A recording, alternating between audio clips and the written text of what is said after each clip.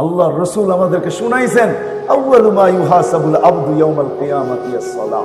ও আমার উম্মত, কিয়ামতের দিন নামাজের ফাইলটা আগে দেখা হবে।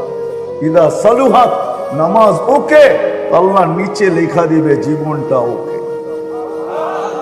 নামাজ কমপ্লিট, জীবন কমপ্লিট। নামাজ পূর্ণ, জীবন পূর্ণ। একের ভিতরে 100 ছিল, কয়জন? আল্লাহর মতো সত্তা ডাকে, আল্লাহর মতো সত্তা ডাকে। আল্লাহ কে?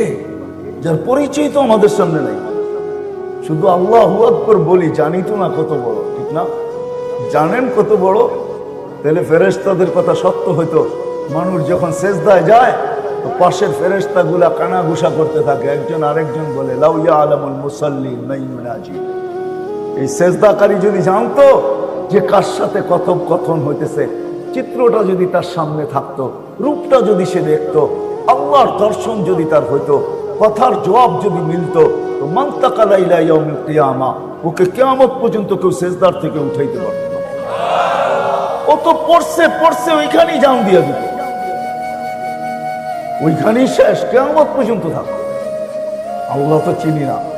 চলেন দেখি ফেরাউনকে যে আল্লাহ চিনাইছেন, ফেরাউনের কৃতদাসী ছিল মাস্তা, যার কবর থেকে এখনো সুগ্রাণ বাহির হয়।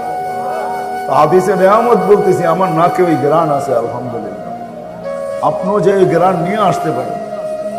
খোলা আছে ওই জায়গা, পুরা কবর প্যাক, ছোট্ট একটা জায়গা আছে ছিদ্র, হাজারো মানুষ ডেলি দেখতে যায়। জর্ডান আর মিশরের বর্ডারে আছে, আপনিও যে দেখে আসতে পারেন। সে ফেরাউনের সামনে পরিচয় তুলে ধরছিল আল্লাহ।